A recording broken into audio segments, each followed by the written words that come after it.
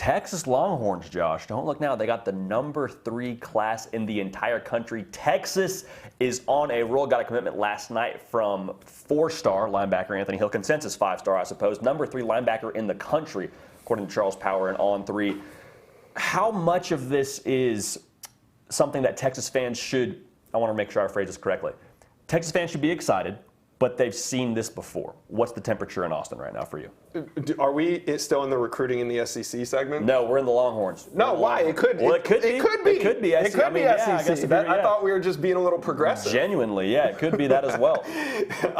Yeah, Texas is really rolling right now. I think that they did a great job getting Anthony Hill on board yesterday. It coincides a little bit with the commitment of Samson Okunlola, the 5-star offensive tackle that went to Miami. Yep.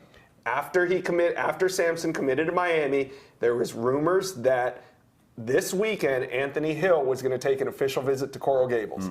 And at this point, if you're recruiting Anthony Hill and you're Texas, the last thing you want him to do is be in Coral Gables down there with Mario Cristobal and John Ruiz. They have proven that despite their record, Miami is a player for anybody in the country that is looking for a great NIL opportunity. Texas shut it down last night. They get Anthony Hill on board, their 3rd number 1 player at the position. They have Arch Manning, the number 1 quarterback. They have Cedric Baxter, the number 1 running back. And now they have Anthony Hill, the number 1 linebacker in America. All 3 are rock solid. Arch Manning, ready to go. He'll be an early enrollee in Austin very soon. Cedric Baxter took 3 visits to Florida State at the end of October, beginning of November. I thought at the time FSU was in there, but my concern was whether they'd not be able to weather the storm all the way to signing day with that momentum. It looks like Cedric Baxter to FSU is completely fizzled out. I expect him to sign with the Longhorns on signing day. And then you add Anthony Hill, the number 1 linebacker in America. Not only does Anthony Hill immediately impact your roster with talent, but it also takes away a great player from one of your rivals. Anthony Hill was committed to Texas A&M for quite some time. He decommitted about a month ago, was still considering Texas A&M, but at this point, I would say it's all over. Anthony Hill is expected to be in Austin this weekend, and I fully expect him to sign with Texas on signing day in about 5 days. Now, Now, just hold on. Yeah. It's not all about acquiring. Sometimes you got to play a little defense, too. And Sadir Mitchell out of the New Jersey area is one of the top defensive linemen on their commit list, but George is coming. Now, we'll see what happens with Sadir Mitchell. Right now, he remains committed. That would be a big piece, something that Texas wants to hold on to. But they're finishing strong right now, and they are on a roll. And if those commitments hold, as we expect them to, Texas has had to fight off some other programs to keep a lot of those guys and ultimately win some of those commitments. I mean, for Texas, like you said at the beginning of the segment, they're headed to the SEC in a very short period of time. How crucial is this 2023 class for what they're going to be when they get to the SEC? Because these guys will play in that program. They'll play in that conference. If they can finish top 5, then you're recruiting like an SEC program should. Yeah. So it's a good start. They're getting a little bit of practice here. I think that they are, and they're not done. They're still looking to flip DeAndre Moore from Louisville, top 100 edge. I don't know how to say it. Tausili Akana is not committed, but he is leaning toward Utah. We'll see if they can land him as well. So there's still some more left on the board.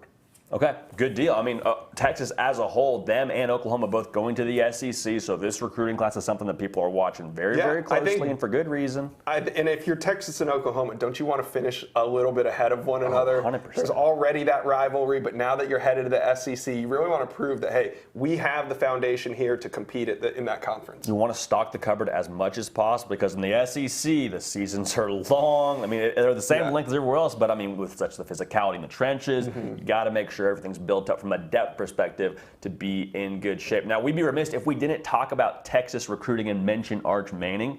How much of this class right now, being at the number 3 spot, having a quarterback like him to be one of the first dominoes to fall, are we seeing the Arch effect here with how well Texas has done on the recruiting trail? Absolutely. Yeah. Absolutely, because there's some concern over Sark. In year 2, the whispers were going on, but the one thing that kept everything calm was the fact that Arch Manning, the number 1 quarterback in America, was set to enroll early at Texas. I think it kind of gave Texas a little bit of leeway there when it looked like they were losing some games maybe they shouldn't, that Texas might not be back just yet. Well, it's okay. Arch Manning's on the way. That was the message, and I also think that it helped bring that recruiting class together. There's players out there that want to play with the best. Arch Manning is focal point number one when you look at that commit list, and a lot of players jumped on board just because Arch did. Josh, I want to ask you to set the floor for this class.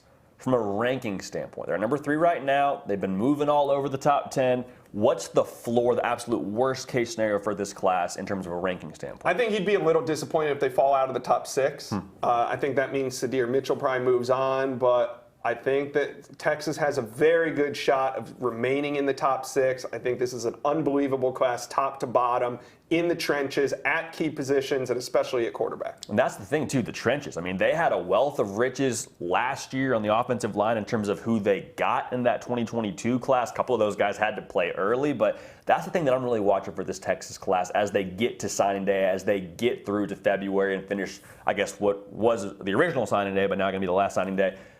Can they keep it in the trenches and be as stout as they want to be going forward? Something to watch for the Longhorns, but we're going to keep an eye on it, and I promise you, the Texas Longhorns fan base will keep an eye on it as well. If you haven't yet gotten membership to Inside Texas, Bobby Burton does a great job there. Joe Cook does a great job there. Justin Wells. Jerry Hamilton does a great job there. There's a lot of great content to be had there on Inside Texas. Also, make sure you're subscribed to the On3 YouTube channel. We got you covered. Warming you up right now for signing day. I promise you there will be a ton of content on this channel leading up to, on, and through signing day. 12-month year sport. We cover it as such. All right. Hey, y'all. Thanks so much for watching. Subscribe to the channel here to make sure you don't miss an episode of The Hard Count. Also, be sure to check out other videos on the On3 YouTube channel.